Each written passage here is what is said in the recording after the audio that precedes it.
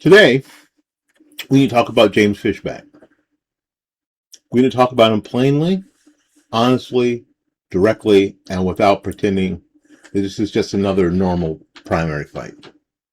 Because this is not about one candidate yelling into a microphone outside of somebody else's event, although it is. This is not just about one young political figure trying to get attention on social media, although it is. This is not about a debate challenge or a campaign stunt or another round of Republican noise, even if it is. Because this is about judgment. It's about credibility. It's about whether Florida Republicans are going to reward seriousness, discipline, and leadership.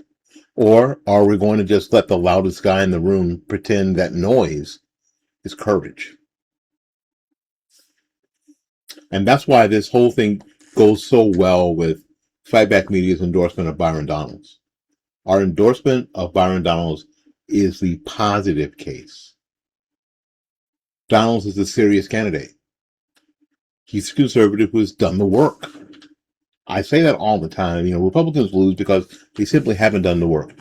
If I can move to a personal story here, we've been in where we live in our house since 1999.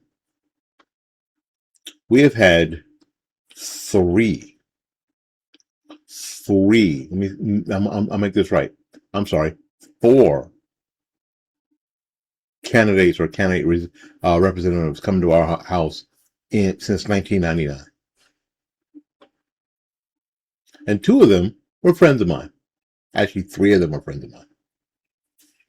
The only people who have been to my door, the only campaign of any Republican or Democrat for that matter that has been to my door to drop off a door hanger or whatever,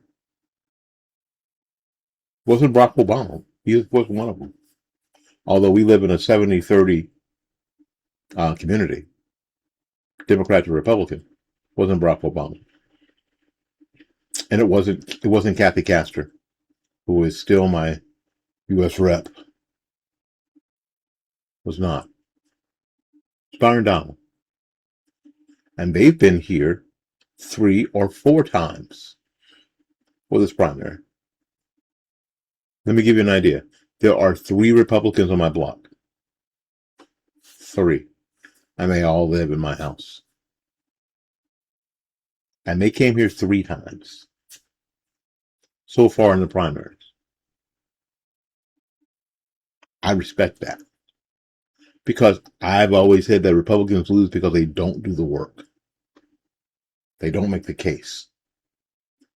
The Donalds campaign is making the case. They're doing the work. I think that's important. So he's a serious candidate. He's a conservative who has done the work, who is building relationships and stood in the fight, earned the support, and is ready to lead the state of Florida. The Fishback story is the contrast. It shows why voters have to look past the performance art and ask a basic question. Is this person ready to govern? Now, James Fishback wants to run as the bold outsider. Fine.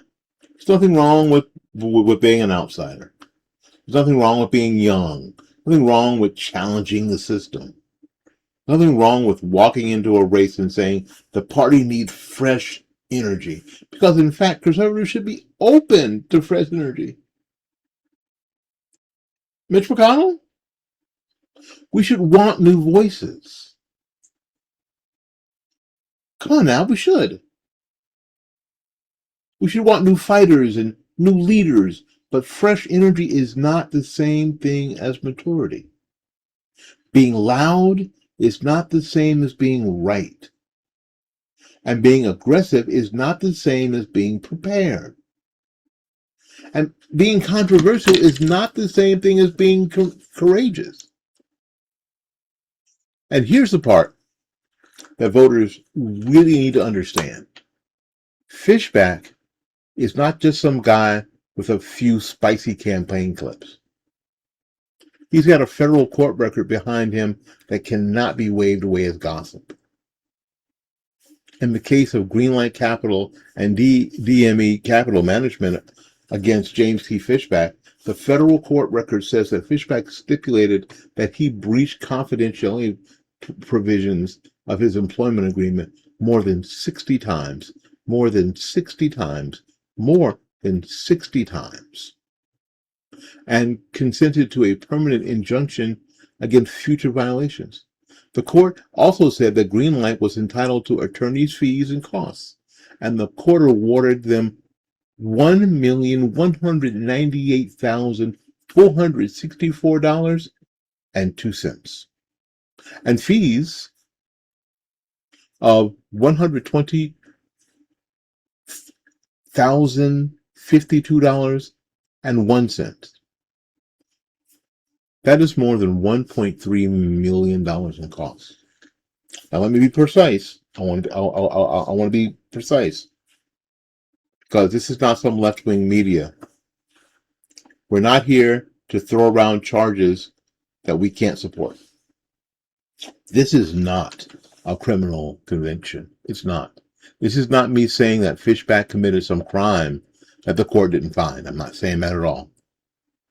We're talking about a civil case, an employment agreement, confidential information, a stipulated breach, and a permanent injunction, and a 7-figure fee and cost award. That's the record. And that record matters. Why? Because it matters when a man asked to be governor of Florida. He's not asking, for a podcast slot. He's not asking to be my co-host. He's not asking for a few minutes on live stream. He's not asking voters to hand him the executive power. What he is doing is asking voters to hand him executive power over one of the most important states in the country right now. He's asking to oversee agencies and budgets and appointments and emergency legislation, law enforcement priorities, educational fights, hurricane response, and the future of the state that has become a model, a template for conservative governance in America. So yes, his judgment matters. His discipline matters. His history with confidential obligations matter. His ability to handle power matters. His ability to distinguish between attention and leadership matters. The court record says the confidentiality agreement covered material like investor lists, investment track records, performance records. It also says that on his last day at Greenlight, Fishback sent Greenlight's portfolio sheet to his personal email address. And that after leaving Greenlight, he disclosed what the court described as his purported track record at the firm while promoting Azoria. The court record says that the parties stipulated to legal conclusions that Fishback breached the confidentiality provision by sharing confidential information with third parties, transmitting it to his personal email, retaining it, keeping it, and failing to return it even after being terminated. Now, let's be honest. If this was a Democrat, Republicans would not be hesitating for 1 nanosecond to say this goes to character and fitness. If this was a Democrat running for governor of Florida and the federal court record said this about him, conservative media would be all over him. You'd hear from Sean Hannity and Clay and Buck would be all over it. But we don't need to change the standard because the person has an R after his name or says some things that sound good in a campaign video. Now, frankly, this is one of the problems in politics right now. Too many people have trained themselves to react to tone instead of record. If someone sounds angry enough, they must be brave. If someone attacks the right person, they must be conservative.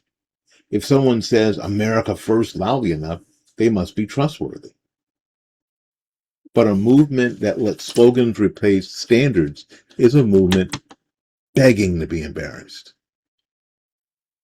Conservatives should be tougher than that, and Florida Republicans have to be smarter than that. Fishback entered the governor's race as a Republican challenger to Byron Donalds, who has President Trump's endorsement and the inside track in the race. The AP is reporting, their reporting describes Fishback as a 30-year-old investor from the Panhandle who launched his campaign by attacking Donalds and echoing some DeSantis-style themes, including opposition to H-1B visas and promises to eliminate property taxes. Now, listen to me carefully. Property taxes are a real issue, as is immigration. The H-1B abuse is real and a real issue. Florida families are under severe pressure. Homeowners are under real pressure. Insurance costs are hurting people, killing people. And the affordability conversation is serious. So the question is not whether Fishback has found topics that matter, because that's the easy part. The question is whether he's the person to solve them. And that's where the difference between Donalds and Fishback becomes clear. And in my mind, Donalds is not running around trying to become famous by standing outside of somebody else's event with a megaphone. I'm sorry, that was not a good look. Who was running that campaign? Are you running for president of a student council at some middle school? Donalds is not trying to build a campaign on spectacle. He's been in Congress. He's been tested. He's been attacked. He's been on national TV defending conservative positions. He has stood with Trump. He has built support across the party. And he is sitting in the position that he's in because he has done the work. And I can't tell you how much that means that someone has done the work. So it's not so it's not an accident, and it's not favoritism. This is not the establishment handing him the crown. This is called preparation. Axios recently reported that Donald has emerged as a clear frontrunner, helped by Trump's endorsement, of course, and that his campaign has raised more than $90 million, far outpacing the rest of the field. And the same report noted that the Florida race has, and I didn't know this until recently, 29 candidates. 29. Woo. Including 11 Republicans. But that Donalds is a candidate sitting comfortably at the top of the field. And that's exactly why Fishback is doing this whole act. It's what it is. You can't beat the front runner on organization, experience, trust, or broad support. You try to turn the race into a circus. You're trying to make the story about whether the front runner will debate you. You're trying to make the story about your videos and your insults and your confrontation and your online army and your demands for attention.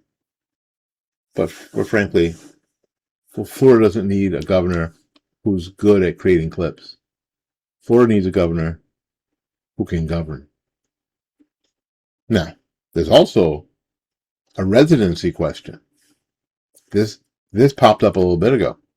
Lieutenant Governor Jay Collins has challenged Fishback's eligibility to even run for governor.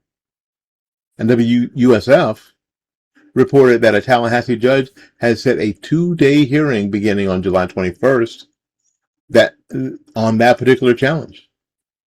The issue is whether Fishback meets the Florida constitutional residency requirements. Florida elections guidance notes that the governor must have resided in Florida for 7 years by the time of election under Article 4, Section 5 of the state constitution. So, again, we need to be fair. A challenge is not the same as a final ruling. Fishback denies that he's ineligible. So we don't need to declare the outcome before the court decides. But voters are allowed to notice the pattern. 7-figure court order over confidentiality dispute, a permanent injunction, a political campaign built on attacking the front runner. a separate eligibility challenge, megaphone politics, online drama, debate theatrics. So at some point, voters are going to have to ask whether this is a governor's race or a branding exercise. And my friends, that is at the heart of the issue. Because it's not about protecting, and I know it sounds like it, but it's not about protecting Byron Donald. Byron Donald is a grown-ass man running for the governor of Florida. He can handle criticism. He can handle scrutiny and attacks. And if he becomes governor, he'll have to handle a lot more than that. The question is not whether Byron Donalds should be challenged. The question is whether James Fishback has earned the right to be treated as a serious alternative. Conservative voters should never be afraid of primaries. Primaries are good. Competition is great. Candidates should have to answer questions. They should have to defend their records. They should have to make their case. But a primary is not supposed to be a permission slip for unserious people to hijack attention from serious choices. And that's where this movement has got to grow up. We can't spend years complaining about politicians with no standards, or discipline, or loyalty, or accountability, and then turn around and then celebrate the same thing when it comes packaged in language that we like. We can't say that character matters only when Democrats fail the test. We can't say law and order matters only when the left is involved. We can't say contracts, obligations, and personal responsibility matter only when we're talking about somebody else. A man who wants to run the state of Florida should be able to answer for his record without hiding behind the word outsider. Now, outsider is not a magic word, because outsider doesn't erase the court order, or doesn't erase the breach, or the question about residency. Outsider does not turn a campaign stunt into leadership. Now, I know some people are going to tell me, well, you're just defending the establishment. Because, of course, if you follow me, at the time, you know that's what I do all the time, right? Not at all. No, I'm defending seriousness. I'm defending the voters. I'm defending the idea that the governorship of Florida is not a toy. It's not a content platform. It's not a stepping stone for internet fame. It's a serious executive office at a serious time in a serious state. Because Florida is not just another state. Florida has become a firewall. Florida has become the example, again, the template. Florida has shown the entire country what happens when conservative governance is not afraid to act on things like school or COVID or parents' rights, taxes, law and order, illegal immigration, on standing up to the culture of the left. People moved here because Florida was different. Families came here because Florida was sane. Businesses come here because Florida works. So the next governor matters, folks. It's not the year to gamble on chaos. This is not the year to confuse social media energy with executive confidence. And this is definitely not the year to hand the keys to somebody who's more interested in provoking Byron Donalds than proving that he can run the state. And that's why Byron Donalds is the choice. Not because he's perfect, because nobody is. No candidate is. Not because every voter has to agree with him on every single issue, because that's not how politics works. Byron Donalds is a choice because he's prepared, because he's built real support, because he has stood in the arena, because he understands the conservative coalition, and because he can carry the fight forward without turning the governor's race into a sideshow. And that is what Fishback situation reveals. It reveals the difference between a candidate who wants to lead and a candidate who wants to be seen. It reveals the difference between a movement and a mood. It reveals the difference between conservative governance and conservative performance art. Florida Republicans have a responsibility. We do not need to be bullied by noise, or we don't need to be manipulated by online drama. So we don't need to pretend that every person who says something aggressive is automatically a fighter, or someone, or some people who are not fighting the movement, right? Some people are fighting for attention, and attention is not leadership. So when you see the clips, after you hear the yelling, when you see the debate demands, when you hear the attacks on Byron Donalds, remember the court record, remember the judgment, remember the injunction and the eligibility challenge. Remember that being loud does not make a man trustworthy. Remember that being young does not make a man a visionary. Remember that being angry does not make a man conservative. Because Florida needs a governor, not a megaphone. And on that question, the choice is clear. Byron Donalds is a serious conservative choice for Florida. Fishback is a warning label. This is the Morning Report. Till we see you again, go out there and learn to love somebody. And for goodness sakes, y'all take care of yourself. We will see you when we see you. Bye-bye now.